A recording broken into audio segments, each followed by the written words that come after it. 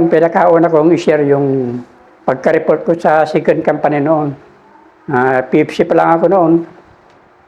Nag-report ako sa second Scout Ranger Company sa Tupang, Alcala, Cagayan. At doon sila nakabase. Ganon din yung First Scout Ranger Company. Bali, dalawang kumpanya ang nandoon sa Tupang, Alcala, Cagayan. Upon kami noon sa 5 Uppers Brigade.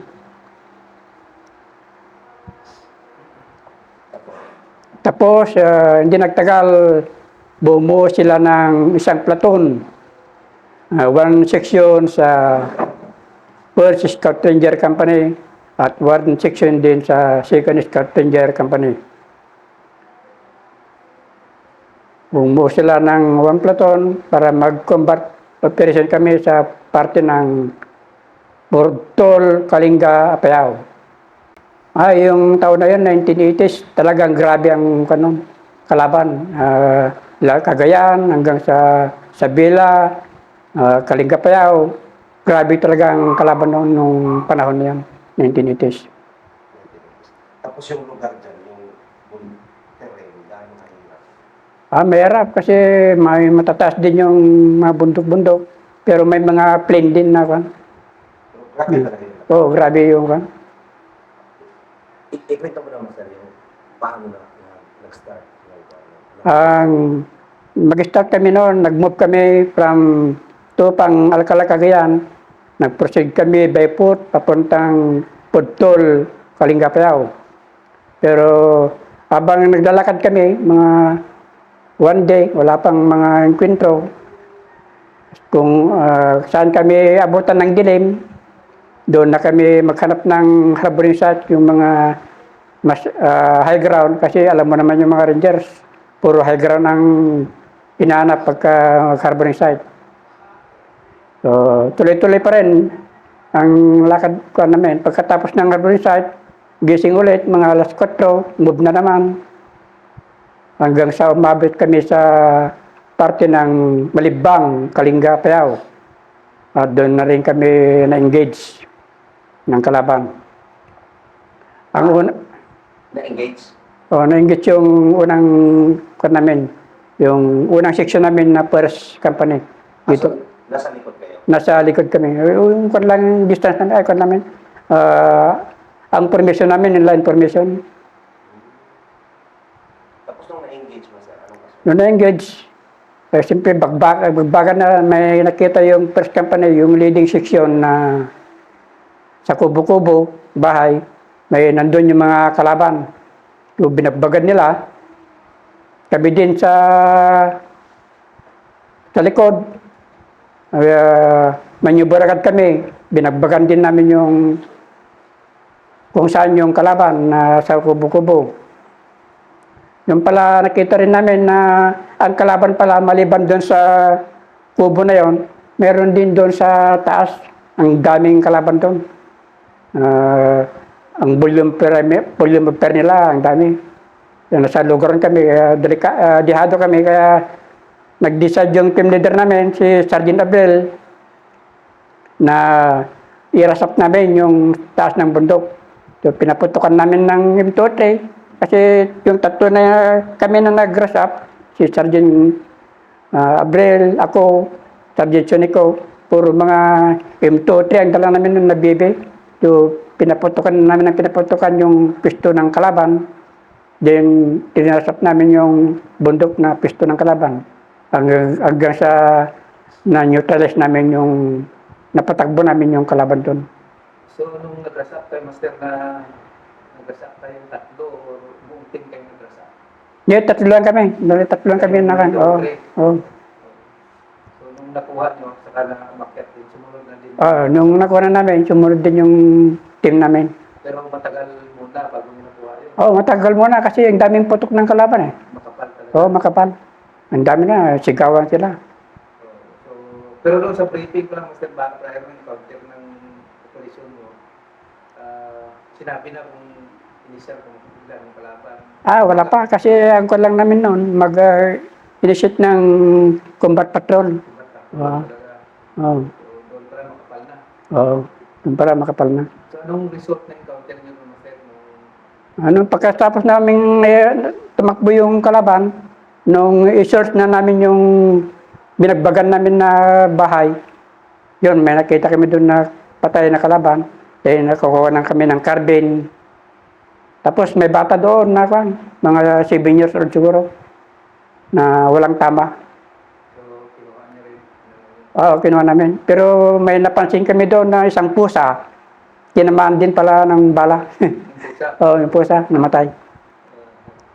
Nung mag-regroup na kami, napansin namin na may Kia na pala sa first company, si Lit Mistral. So, yun lang yung kuha niyo, casualty niyo.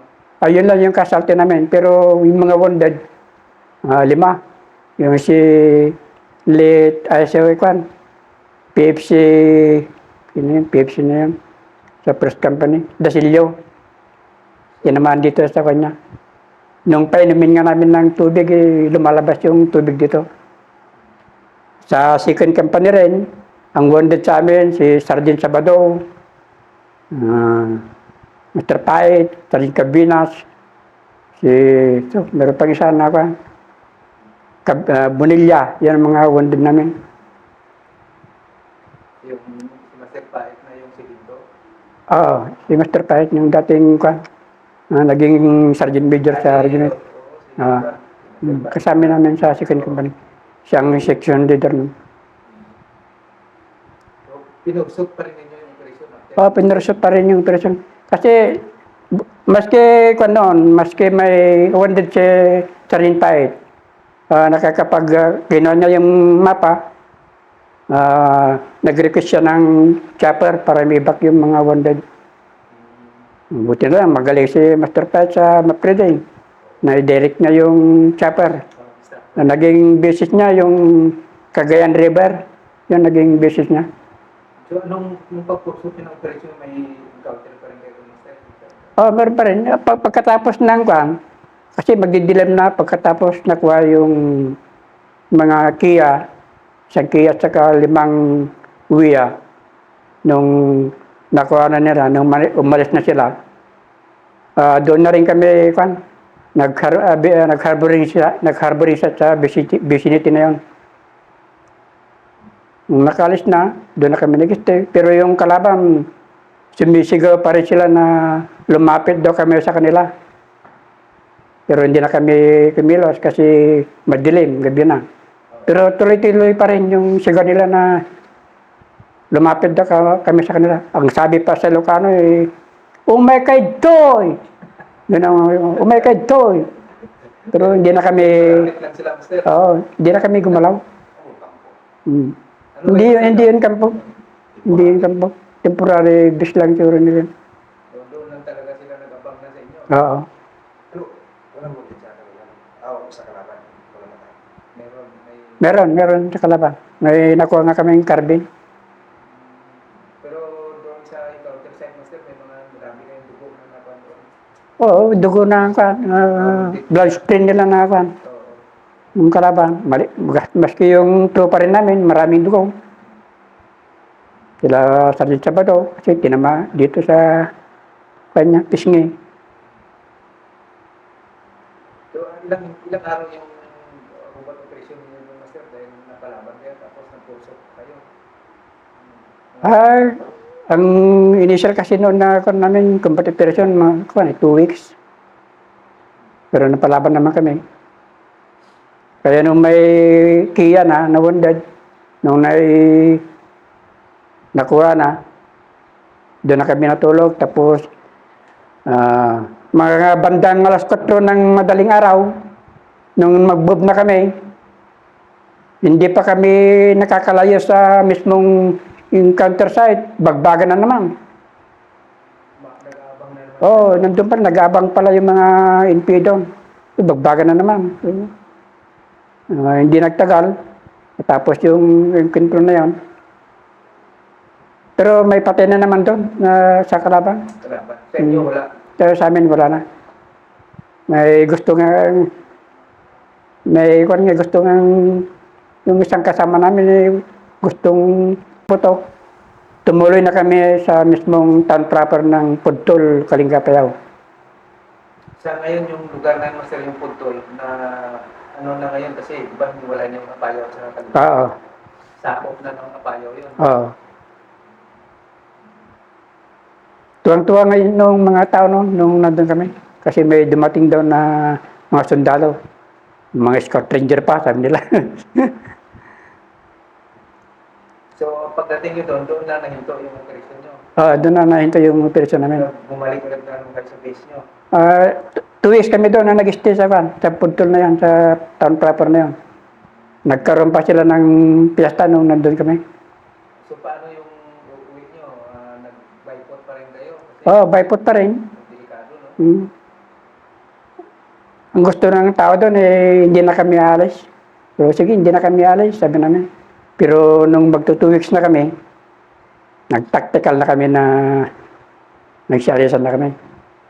Hindi nila namalayan na umalis na pala kami. So balik tayo doon, Master, sa encounter nyo nung inassault nyo na nung naisipan yung assault ng tatlo na nakatuotay kayo. Kumbaga, nagkaisa yung damdamin nyo ba na gagawin nyo? Nagkesa yung ang dami namin. Yung team leader namin, si San Gabriel. Sige, i-rasap natin. Sige, kawawa tayo dito sa baba, sabi niya. Kaya, nag-decide na rin kami na, sige. Bakit tatlo lang kayo, Master? Yung apat, hindi sumama. Kasi isang team kayo. Kami lang talaga nag-pursige na, na nag-rasap. Kasi yung ganyan kasi yung ganyan nasa ganyan kang sitwasyon tapos mag-decide ka na napaka-risky na. Mariski talaga yun. Yun ang mga dapat nga. Lesson learned sana yun na hindi dapat, pero sa aggressive na namin noon, na mapalayo yung kalaban, rinasap na namin. Kasi lugi kami sa baba. Anong lesson learned doon sa ginawa ni Master? Yung lesson learned doon, talaga, violation talaga yun, pero nandun na. Nasa extreme, nasa talagang kailangan. Kasi kung hindi namin gawin yun, mga ilang estimate ko, Master, mga tandaan mo, mga ilang meters yung nasult nyo na nirasap nyo? mga siguro, more or less 50 meters. Ang taas. Oo. Ang taas. Pero hindi naman ibig sabihin na matarik talaga, kumbaga gradual lang. Gradual lang na kami. Kugunan yan, kugunan yung gusto nila. Kugunan. Wala naman mga punong kahoy na basta kugunan. So yung doon sa nirasap nyo, mag-estimate Master, mga ilan yung kalaban doon na nakapisto? Siguro mga megit 50 yun. Ang daming kalaban talaga. Ang lakas ng volume of fire nila. Pero yung kabuuan ng kalaban, estimate nyo lang mga ilan lahat sila doon? Yung mga buong kalaban, mga 100 gano'n? Hindi, wala man siguro yung sandaan. Mga 50 lang siguro. Pero doon talaga yung power base nila sa inassault nyo na yun. Doon ang talagang pinaka nila. Gusto nila na maliban doon sa baba, siguro nagpapahinga lang yung iba sa baba. Pero meron doon sa taas na ang dami nila doon.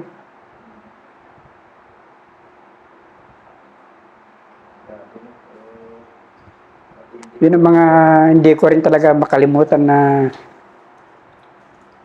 encounter ko. Yun ang pinakaunang encounter ko sa Cagayan. Hindi ko talaga makalimutan.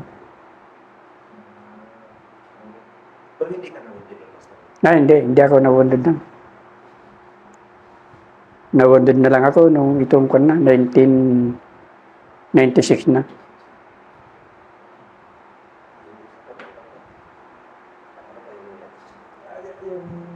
Proceed tayo doon, Master, sa pangalawang encounter na gusto mong Yung pangalawang encounter ko naman doon sa Inrili, Cagayan. Nung naka-detachment kami sa Peru, Lasam, Cagayan. yung grupo pa rin ninyo? Yung grupo pa rin namin. Wala na si doon. Wala doon sa grupo namin dati, wala si Lieutenant Caldillo. Pero yung pangalawa na encounter ko, nandun na si Lieutenant Caldillo.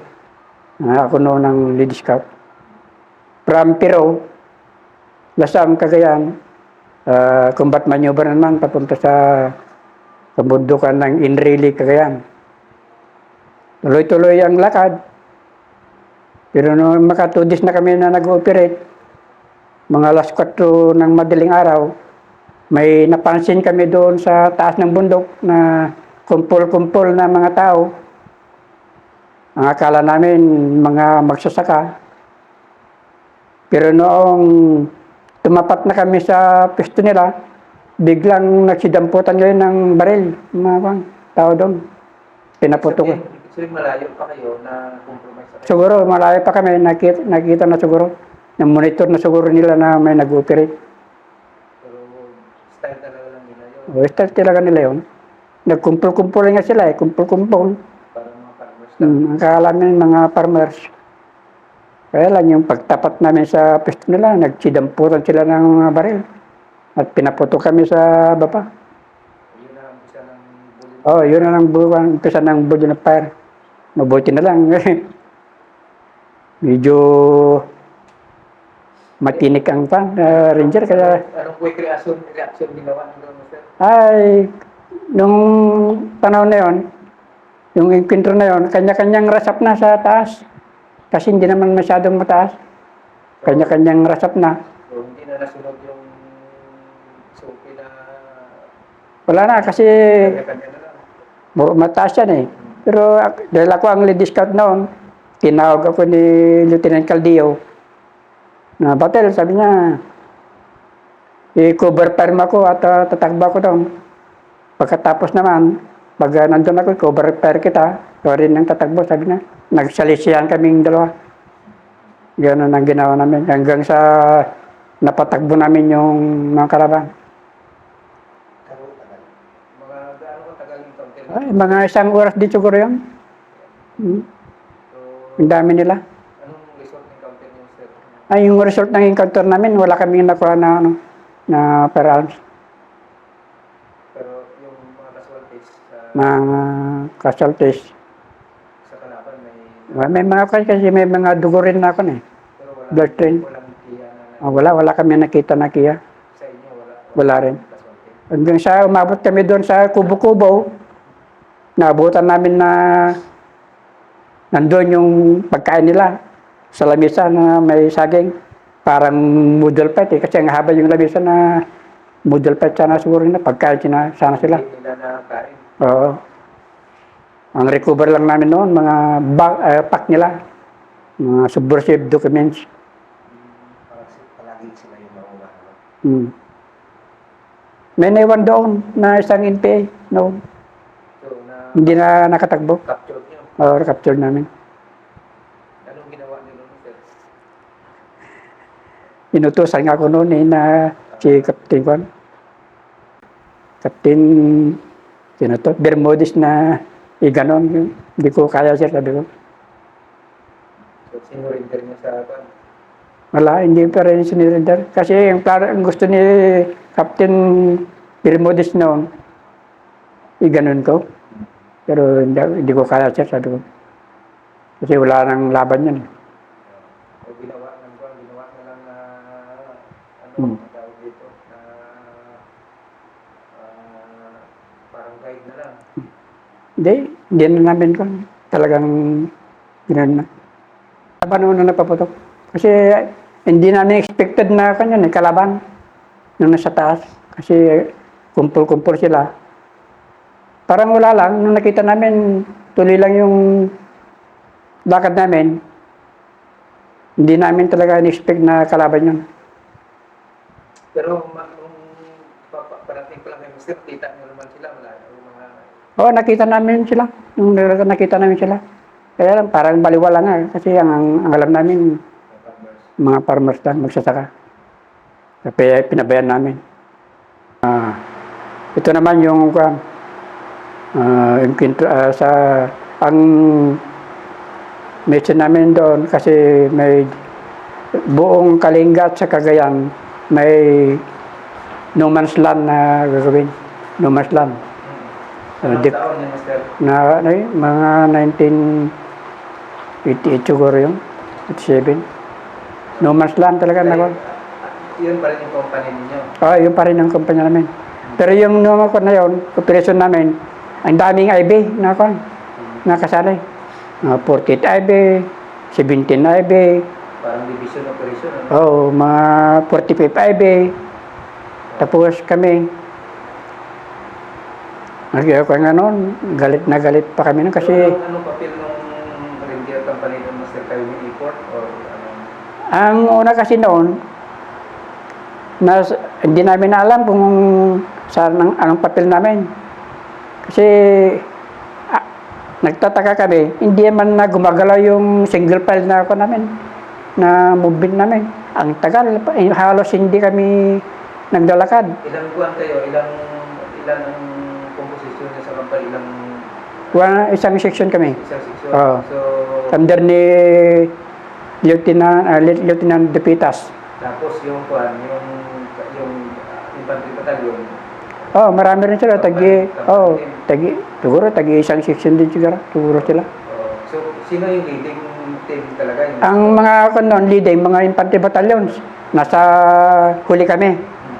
Pero nung napansin namin na parang hindi naman gumagalaw, at panay paputok doon sa unahan. Yun pala, reconfire ang ginagawa ng mga infantry battalions. Kasi ang ingay pa. Ang ingay. So, sinabi namin kay Lieutenant Dipita, sir, i-request mo na tayo na lang mag-leading. Kasi compromise naman yung ginagawa nila. Ganun namin. Unang araw pa lang ng operasyon nyo? Pang 2 days na yun. Pang 2 days na. Na ginagawa nila? Hanggang sa pumayag sila. Nung lumakad na kami, kaya pala, hindi na gumagalaw kasi ang haba ng sundalo. Single file talaga. Ang haba. Ang layo yung single file na yun. Iba-ibang unit pala. Division talaga, no? No man's land nga eh. Hanggang sa pumayag sila na kami nang nag-leading. Kami nang nag-leading. So, na yun, ika-third day na yun, kaya nag-leading? Ka-third day na kami nag-leading. Hanggang sa tuloy-tuloy yung lakad namin, may natumbok kami na high ground. Tumbok namin yung high ground. At doon may kalaban pala doon. Kami, hinabol-habil namin yung kalaban. Tumakbo rin sila. Pero wala masyadong putukan. Pag-akyat namin sa taas, nandoon, nakita namin yung mga kanila. Ang daming sako-sako na bigas. So, ibig sabihin marami talaga? Sako-sako na bigas, karton-karton ng mga sardinas, karton na mga rojo, ano yan, yung noodles, ang tawag doon, yung rojo na yan, yung meatloaf saka sabi nga namin, corn beef, yung daming corn beef, karton-karton, noodles, buti pa yung mga NPA, sabi namin, corn beef sila. Samantalang tayo, sardinas, triple M pa. Ibig sabihin, matagal talaga sila sir, sa area na yun. Siguro, nag-ipon-ipon sila doon kasi no man's land. So anong reaksyon ngayon ng mga infantry battalion na sumusunod? Wala. Kasi Tuwang-tuwa nga sila. Hanggang sa nag-standby kami doon. Umuulan pa. Inintay namin yung CO ng 48 IB. Colonel Browner ata yun, yung CO nila, no? Battalion commander nila. hindi si nangyari. Ito naman yung pagka-wounded ko sa kasali rin ako sa training committee ng SR Class 126. Nung mag-combat maneuver na sila, nagkaroon ng briefing. Dahil kulang yung line of fire na sasama sa mga combat maneuver, bilang Kasama ka ba sa training committee ng kasama ko sa 126. Ako yung records issue nila. Yun nga, kulang yung line of fire. Nag-volunteer ako na ako na lang sasama. Sabi ni Captain Bilwan, kasi siya ang course director. Sigurado ka sa battle. Kasi positive yung kalaban, sabi niya. Dalawa kayong total dyan. Nasa mo si Sir Tess, no? Hindi, ako lang noon. Oh, nung nandun ako sa noong 1991 up to 1996. Sigurado ka na ikaw ang sasama? Oo, sir. Kasi kulang nga naman yung linampar. Hanggang sa nag-move na kami. Pumunta na kami sa line of departure. Inatid kami ng 6 by. Pero hindi ko alam kung saan banda yung line of departure namin. Noong magto-2 days na yung tropa doon, nung estudyante na combat maneuver. Kasi kanya-kanyang axis of advance kami. Bawat section may kanya-kanyang axis of advance. Pang 2 days pa lang siguro nila, na-encuentro yung ibang section. At may namatay na sa kanila. Nung mag 3 days na,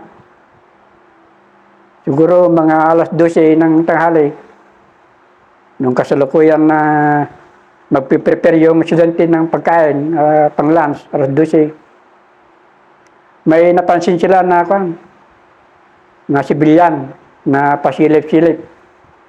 Sergeant, sabi nila, may pasilip-silip. Sige, punta nyo. Mag-interrogate kayo doon kung bakit may pasilip-silip na sibilyan. So, ibig sabihin, pinuntahan nila. Pero nung bumalik sila, wala naman silang nakuha na impormasyon. Mga residente lang na doon. Pero hindi ako mapalagay ba? Ako ngayon ang lumapit sa pasilip-silip na sibilyan. Ako lang mag-isa, linapitan ko. Paglapit ko, kinapkapan ko yung baywang niya. Yun, may nakapa ko na 38 revolver. Tinanong ko agad, bakit may baril ka? Nagsabi naman siya agad na siya siyang NPA. Anong ginawa mo, sir? Kinuha ko siya. Kinuha ko yung Sa target, yung kinuha mo yung kinuha ko yung 38, nilagay ko na sa pack ko, tapos dinala ko. Pumunta ko sa pisto ng estudyante. So, anong ginawa mo doon sa tao? Ginapos mo na? Pinagagapos ko na, yung pinatalian ko yung estudyante. Sabi ko, paglapit ko dun sa pisto ng estudyante, Sino nagapos yung estudyante? sila na. Kasi sabi ko, pagka-ready ko pala na sabi niya sa akin, yung estudyante, ay yung NPA, maglalakad daw kami ng 1 oras bago namin marating yung pinag-iwanan niya na kasama niya. So, pagkasabi pa lang na ganon, dinala ko, pumunta ko kay Lieutenant Gaminde, yung section leader. Sabi ko, Sir, Lieutenant Gaminde, sir, positive, prepare, positive, may kalaban. Ganun ang sinabi ko sa kanya. Maglakad daw tayo ng 1 oras bago natin marating yung pinag-iwanan niya na kasama niya. So, hindi na kami kumain.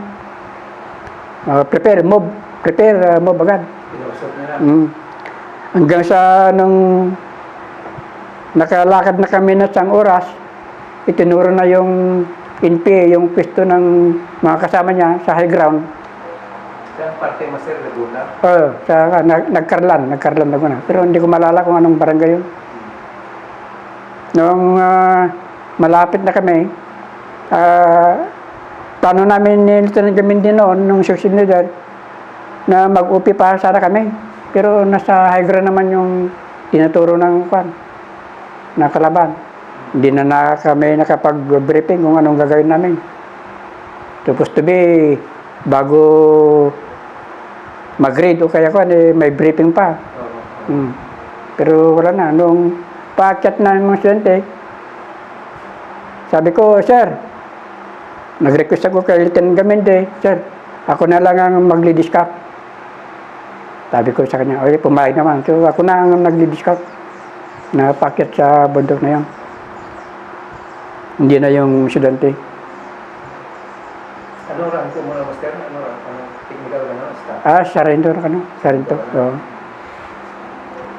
Pag-angat ko sa taas ng bundok, nagkabulagaan kami nung NPA. Positive talaga? Positive. Mga 5 meters lang, nagkabulagaan. Ilan ang nakita mo, Master? Isa pa lang yung nakita ko. Pero inunahan ko siya. Tinamaan ko sa ulo. May hawak siyang baril? Important. Baliktad agad. Noong kukunin ko na yung importin niya, gagapain ko na, biglang pa, may Pumutok. bumutok sa right side ko. Ang daming putok. Tinamaan ka. Nagagawan kami ni Lieutenant Gambinde sa isang puno ng nyog. Pero nakuha mo yung baril, hindi. Hindi ko na nakuha kasi ang daming bulyon of fire sa right side namin. Buti nakataras ka pa. Nag-agawan nga kami ni Lieutenant Gambinde sa isang puno ng nyog. Yung pala, may tama na ako. So, ibig sabihin, kayong dalawa pa lang kakyat. Dalawa lang pala kami, may sumusunod. Tinamaan din siya, nadaplisan yung ulo niya. Ang grabe, ang daming dugo na kan. So, anong nangyari kung nasa nung nagka-ano na kayo doon sa puno na naka-return fire pa kayo? Nag-return fire pa kami. Pero nung nakita nila si Lieutenant Gambinde na naliligo na ng dugaw, binaba na. Yung mga kasama niya, binaba na. Nag-withdraw na sila, binaba. Tapos nag-proceed na. Doon na sa baba. So, Ako rin, may tama rin pala ako, pero walang dugo na lumalabas. Anong tama mo, Master? Dito. That place? Pumasok yung bala sa loob. Nandun pa hanggang ngayon.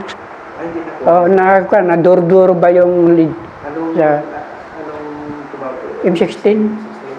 Nagdurog-durog sa yung labas ng x-ray. After mo naramdaman mo may kwan ka, tama ka, anong pakiramdam mo? Wala na. Naisip ko yung anak ko noon na kan. Hindi ka nanghina? Wala, hindi na ako nanghina. Basta naisip ko yung anak ko noon na 2 years old, yung babae. Nag-sign of cross ako. Ikaw na sana bahala, Lord. Pero kaya mo pa? Kaya ko pa. Kasi So, anong ginawa nung isang ibang team na wala na, nagsibaba na sila. Ako na lang naiwan doon. hindi ka nila pinusok na para... Wala na. Lumingon ako sa kotse ko, wala na akong kasama. Pero yung NPA may resistance pa? Pumuputok pa. Pero nag-return pa din ako.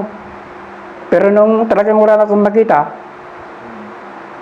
binunot ko yung granada ko. May dalawa akong granada dito na nakasabit. Binunot ko yung isa. Tinapon mo? Tinapon ko sa pisto nila. Hanggang sa nagpa-dos na rin akong bumaba. Hindi ko na ginamit itong pako na bumaba. So yung baril nung namatay, nakuha mo? Ibang nakakuha. Sila na inistorya sa akin ni Late Francisco. Nung naibak na ako sa Bilona. Kasi nung nasa baba na kami, nagre-request sila ng chopper pero walang available. Hanggang sa... Estudyante na nakuha nung ban? Sila pa rin. Pero sabi ni Master Francisco, sila daw kasi bumalik sila sa encounter site. Nakuha nila yung important na baril ko. Ang command block mismo? Oo. Nung nasa kwan nga ko noon, nung nasa baba na, siyempre nag-request sila ng chopper, walang available. Nagkanap yung estudyante ng sasakyan na pang transporter kan. Doon, isinakay ako. Pero nung sinabi ko sa estudyante na hindi ako makahinga, along the way, may napansin sila na clinic ba na doktor. Hindi ako makahinga, binaba ko doon. Pagbaba, yung doktor naman, walang injeksyon na pangpakan. Basta may nakita ko na matulis na bagay, bigla kong tinusok gito. Gito. Pero hindi ko na naramdaman. Hanggang sa may lumabas na dugo na yung buo-buo. Yun, nakakuan ka? Yun, nakakuan ako. Hanggang narating ka sa Luna? Hindi pa, may dumating na kuan, na ambulansya. Dinala ko sa pinakamalapit na kuan. Dinala ko sa Santa Cruz, Laguna General Hospital. Doon, inulit nila yung pagkalagay ng kuan, tubo. Pinaumagahan, dumating sila Major Deliosa kasi siya ang siyo noon sa SRT. Sila Captain Bilwan, Captain Nakaba, may chopper sila nadala para ibak ako sa Bilona. Noon ngang isasakay ako sa chopper, lumapit si classmate ko Sergeant Francisco. Sabi niya, mate, kaya mo yan. Pabiri yung sinabi na, buluman yung nakatama sa'yo, sabi niya. Buluman daw yung nakatama sa akin. Tumawa na lang ako. Huwag kang mag-alala, sabi niya. Pinuntan namin yung encounter site niyo at nakuha namin yung important na baril mo. Yung Pati sabi yung Kia, nakuha nila. Oo. Ngayon, sinakay na ako. Papuntang Biluna. Nung pagbaba ko naman yung ibababa na ko sa chopper sa Biluna, nandun din pala yung message ko nauna na doon, na naghihintay. Kasi nabalitaan daw niya sa transistor radio na... Dito pa siya nagaling? Oo. Dito mismo. Kasi hindi pa uso ang cellphone noon. Wala. Puro transistor radio. Saka yung radyo. Oh. Narinig daw niya sa radyo na nawundid ako, kaya dumiretso na sa Biluna. Kasi alam niyo talaga na doon direksyon ang mga natama na sundalo.